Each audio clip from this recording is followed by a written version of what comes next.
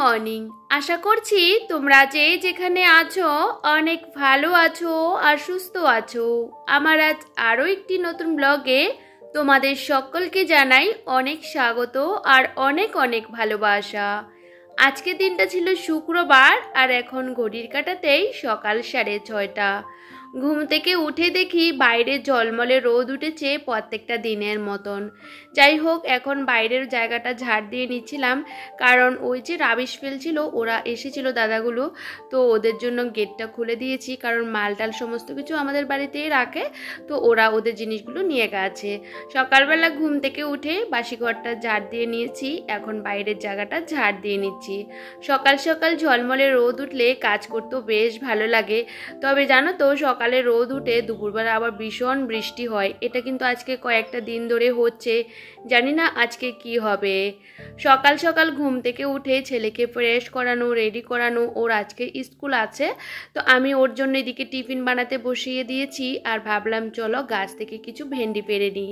কালকেও বেশ কিছু উঠিয়েছি, আজকেও কয়েকটা হয়েছে, তো ভাবলাম উঠিয়ে নিই। প্রত্যেকটা দিন অল্প অল্প করে উঠিয়ে ওই যে ফ্রিজের মধ্যে রেখে দিই, তো দুদিনের জমা হলে তারপরে আমি রান্না করি।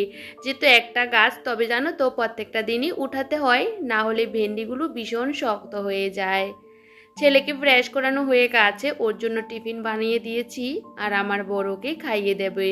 তো ভাবলাম চলো জানালাগুলো খুলে দিই। এখন তো বর্ষাকাল, আমাদের বাড়ির চারপাশে ভীষণ জল জমা হয়ে রয়েছে, আর সকাল সকাল জানালাগুলো একদমই খুলতে চাই না, কারণ এই যে জল জমা থাকলে একটা বাজে একটা গন্ধ আসে, ভীষণ অসুবিধা হয় আর কি। তবে আমরা থাকতে থাকতে সবই সহ্য হয়ে গেছে। যখন আমার ভাই আসে, ও বলে জানালাগুলো একদমই খুলিস না, আমার একটু গন্ধ গন্ধ লাগে। আমারও না বিয়ের পর প্রথম প্রথম এখানে আসার পর এতটা বাজে গন্ধ লাগতো। আমাদের এখানে রাস্তার ড্রেনগুলোর মধ্যে একদমই সব সময় কিন্তু জল জমা থাকে। তবে যাই হোক, ওই যে কচুরি ফেনা গাছের জন্য আর জলগুলো না পেরোতে পারে না। আর এই যে ছেলে এখন খাওয়ানো হচ্ছে ম্যাগি, কারণ স্কুলের জন্য আমি টিফিন সমস্ত কিছু রেডি করে বইয়ের ব্যাগপত্র গুছিয়ে দিয়েছি। তো ভাবলাম চলো এদিকে ঘরটাও গুছিয়ে নিই, কারণ আমার কাজকর্ম আছে। আজকেও অনেকটা দিন ধরে ভাবছিলাম রান্নাঘরটাকে একটু পরিষ্কার করব। এমনি তো বর্ষাকাল দেখবে, আর যেহেতু টিনের রান্নাঘর এমনি ভীষণ নোংরা হয়ে যায়, প্রত্যেকটা দিনই পরিষ্কার করি। তবে আজকে ভাবলাম কৌটো কাটাগুলোকে পরিষ্কার পরিচ্ছন্ন করে তারপরে না ওই যে বাকি কাজকর্মগুলো সারবো। সকালে রান্নাও বসাতে হবে, কারণ কি বলতো, সকাল সকাল রান্নাবান্নাগুলো সেরে নেব, কারণ ছেলে আসার আগে সমস্ত কাজগুলো আমাকে কমপ্লিট করে নিতে হবে।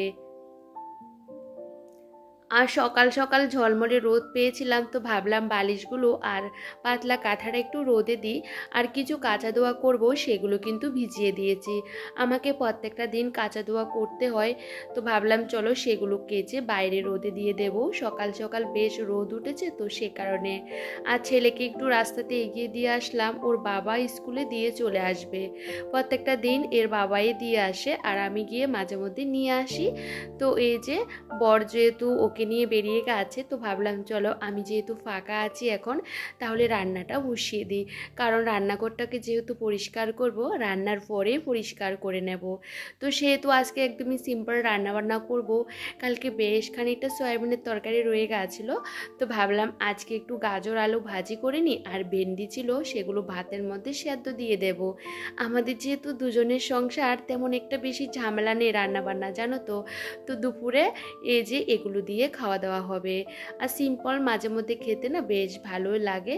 তো কালকে অনেকগুলো গাজর নিয়ে এসেছিলো, আর কালকের তো রান্না করিনি, আর আগেও কিছু ছিল, তো ভাবলাম বেশ খানিকটা করে নিই, তাহলে সকালের টিফিনের সাথেও খাওয়া হয়ে যাবে। তো এদিকে বর এখনও আসেনি ছেলেকে দিয়ে, তো ভাবলাম তার আগে টিফিন সমস্ত কিছু রেডি করে নিই। আর কালকে যে সয়াবিনের তরকারিটা ছিল সেগুলো একটা সাইডে আমি গরম করে নিয়েছি, আর এদিকে রুটিগুলো ঝটাপট করে বেলে এই যে এইভাবে ভেজে নিচ্ছি। আর আর এদিকে বড় চলে এসেছে, আর তারই মধ্যে আমার কিছু জামা কাপড় ছিল সেগুলো কেচে বাইরে ছড়িয়ে দিয়েছি। আর ভাবলাম চলো এদিকে রুটি নিয়ে নিই, আর আমি একটু বড় বড় করে রুটিগুলো ভেজে নিয়েছি, কারণ ছোটোগুলো করতে না অনেকটা সময়ও লাগে। আর কি বলতো, ওই যে একটু তাড়াহুড়ো থাকলে যে কখন কি করব সেটাই ভাবি। যাই হোক, বরের কিছু কাঁচা ধোয়া ছিল সেগুলো কেচে রোদে দিয়ে দিয়েছিলাম বাইরে একটা সাইডে। আর এদিকে দেখো রান্নাঘরের সমস্ত প্লাস্টিকগুলো আমি ভালো করে ধুয়ে দিয়েছি, কারণ সবসময় এগুলোকে আমি পরিষ্কার করে রাখি, কিন্তু অনেক সময় নিচের জায়গাগুলোর মধ্যে না কীরকম একটা দাগ পড়ে থাকে, তো সেহেতু সেগুলো তো আর প্রত্যেক সময় পরিষ্কার করা সম্ভব না প্লাস্টিকগুলোকে বাইরে। তো আজকে একদম ভালো করে পরিষ্কার করে নিয়েছি। আর রান্নাঘরটাকে বেশ অনেকটা দিন হয়ে গেছে ডিপ ক্লিন করা হয় না। এমনিতে যেহেতু কোটো কাটাগুলোকে আমি প্রত্যেকটা দিন রান্নার পরে পরিষ্কার করে নিই, পরিষ্কার থাকে, তারপরেও দেখবে বাইরে একটু ভালো করে ধুলে সেগুলো বেশ পরিষ্কার থাকে। আর দেখবে বর্ষাকালে রান্নাঘরটার মধ্যে একটু কীরকম একটা হয়ে থাকে, যেহেতু টিনের রান্নাঘর প্রত্যেকটা দিন যতই পরিষ্কার করে রাখি না কেন, কিন্তু বাইরে নিয়ে গিয়ে ধুলে না বেশ পরিষ্কার হয়। যাই হোক, দুটো র্যাক আমি বাইরে নিয়ে ভালো করে আমি জল দিয়ে সার্ফ দিয়ে ভালো করে মেজে নিয়েছি। তারপরে এগুলোকে এখন বারান্দার মধ্যে নিয়ে এসে ভালো করে মুছে নিয়েছি। তবে বাইরে না একপালা বৃষ্টি হয়ে গেছে, আমি যে বাইরে জামা কাপড়গুলো রোদে দিয়েছিলাম না, আবার ঘরে নিয়ে আসতে হয়েছে। কি সুন্দর সকাল সকাল রোদ উঠেছিল, আর এত বৃষ্টি হয়েছে কি বলবো, এখনও পর্যন্ত বৃষ্টি পড়ে যাচ্ছে। আমি কয়েকবার প্লাস্টিকগুলোকে বাইরে দিচ্ছি, আবার নিয়ে আসছি। তো ভাবলাম চলো প্লাস্টিকগুলো অনেকটাই শুকিয়ে গেছে, তো তারপরে আমি শুকনো একটা কাপড় দিয়ে সমস্ত কোটো কাটা আর এই যে প্লাস্টিকগুলোকে ভালো করে মুছে নিয়েছি। যেহেতু প্লাস্টিকগুলো ভিজে থাকলে ভীষণ আবারও নোংরা হয়ে যাবে, সে কারণে শুকিয়ে গেলে সে শুকনোগুলো বিছালে না বেশ ভালো। তবে অনেকটাই শুকিয়ে গেছিলো, তারপরে একটু শুকনো কাপড় দিয়ে ভালো করে মুছে নিয়েছি। আর যেহেতু আমার টিনের রান্নাঘরটা বুঝতে পারছো ভীষণ বাজে অবস্থা, তারপরেও চেষ্টা করি সমস্ত কিছু মানিয়ে গুছিয়ে চলার। আসলে মধ্যবিত্ত ঘরের বউ হয়ে এই যে বিলাসিতা না করে সবসময় চেষ্টা করি কিভাবে সংসারটাকে ভালো রাখা যায়। আর এই যে টিনের ভাঙা বেড়ার আমি কিন্তু রান্নাঘরটাকে সবসময় কিন্তু পরিপাটি করে গুছিয়ে রাখতে চাই। তবে যেটুকু পারি ওইটুকু করারই চেষ্টা করি। সব কিছু দিয়ে তো করা সম্ভব না, তবে সাধ্যের মধ্যে নিজের স্বপ্নগুলোকে পূরণও করার চেষ্টা করি। তবে একটা মনের মধ্যে সুপ্ত আছে, মানে ইচ্ছা আছে যে আমার একটা রান্নাঘর করার। প্রত্যেকটা মেয়ে দেখবে আমরা কিন্তু বেশিরভাগ সময়ই রান্নাঘরেই থাকি, কারণ হাউস ওয়াইফদের বেশিরভাগ সময়টা রান্নাঘরে কেটে যায়। তবে রান্নাঘরটা যদি মনের মতন হয় তাহলে কিন্তু রান্নাঘরের সময় কাটাতেও বেশ ভালো লাগে। তবে আমার রান্নাঘরটাকে আমি নিজে হাতে একটু একটু করে এই যে বেড়াটাগুলোকে দিয়েছিলাম, তোমরা তো সকলেই জানো পুরোটা ভেঙে ফেলা হয়েছিল। আমি এটাকে কোনো রকম জোড়া তালি দিয়ে ঠিক করেছিলাম, বড় ছিল না বাড়িতে। তো কি বলতো, ওই ঘরের মধ্যে রান্না করলে ঘরটা নষ্ট হয়ে যাবে। যতদিন আমার রান্নাঘর করা হবে না ততদিন কিন্তু আমাকে এই ঘরটার মধ্যে চালাতে হবে। আর যেহেতু এই ঘরের কাজ করানো হয়েছে বাইরের, তো সেহেতু এই সমস্ত কিছু না একদমই ফাটিয়ে দেওয়া হয়েছিল, যেহেতু কাজ করেছিল পুরোটা টিনগুলো খুলে নিয়েছিল। যাই হোক, কোনো রকম আমি এটাকে আবারও বানিয়েছি। আসলে কি বলতো, বাড়িঘর যেরকমই হোক না কেন, কিন্তু পরিষ্কার পরিচ্ছন্ন করে রাখাটা হলো মেন। কারণ একটা বাচ্চা থাকলে আমাদের কিন্তু প্রত্যেকটা দিন কিন্তু প্রত্যেকটা বাড়ির কোনা কোনা পরিষ্কার রাখার দরকার। আর এখন দেখো প্রত্যেকটা দিন কিন্তু আমার রান্নাঘরে সাইডগুলোর মধ্যে পিঁপড়ে মাটি উঠিয়ে নেই, এগুলো কিন্তু আমাকে প্রত্যেকটা দিনই পরিষ্কার করতে হয়। সকালবেলাও পরিষ্কার করেছি, তারপরে ভাবলাম যেহেতু রান্নাঘরটাকে পরিষ্কার করব, ওই যে দরজার পেছনে পিঁপড়ে মাটি উঠিয়ে নেয়, বুঝতে পারো। যেহেতু এইটা ভাঙা ফেলা হয়েছে, মাঝে মধ্যে অনেক গর্তর মতো রয়ে গেছে, সেখানে অনেক সময় পিঁপড়ে ঢুকে যায়। আর বর্ষাকালে তো পিঁপড়েগুলো এই যে রান্নাঘরে চলে আসে, কারণ সব সময় তো ঘরের জিনিসগুলোকে সরিয়ে সরিয়ে পরিষ্কার করা সম্ভব হয় না। মাঝে মধ্যে যখন পরিষ্কার করি এভাবে পরিষ্কার করতে হয়। তবে আমার রান্নাঘরটাকে পরিষ্কার করতে আমার অনেকটা সময় লেগে গেছে। তবে জানো তো, এই কাজটা কিন্তু অনেকটা সময় নিয়ে করার চেষ্টা করেছি। আর দেখো আমার রান্নাঘরে যেটুকু জিনিস আছে এটা দিয়ে কিন্তু ঘরটাকে সবসময় সাজিয়ে রাখি। তবে মন থেকে চাইলে না সব কিছু করা সম্ভব। যাই হোক, এইটুকু দিয়ে কিন্তু রান্নাঘরে আমি এইভাবে সাজাই, কারণ আমি বেশি কিছু রাখি না, কারণ রাখলে তো ঘরটাকে সাজাতে হবে। আর এখন যেহেতু মালগুলো এখানেই রেখেছি, রান্নাঘরটা পুরোটা জাম হয়ে গেছে। আর এখানে চালের ড্রামগুলো রেখে দিই। আর এই যে একটা ঝুড়ি আছে, সেখানে আলু পেঁয়াজের ঝুড়ি আর কি, সেটাও কিন্তু আমি ধুয়ে দিয়েছিলাম আর সেটা পুরোটা খালি করে রেখে দিয়েছি। ভাবলাম ভালো করে শুকিয়ে গেলে সমস্ত কিছু ঢেলে রাখবো।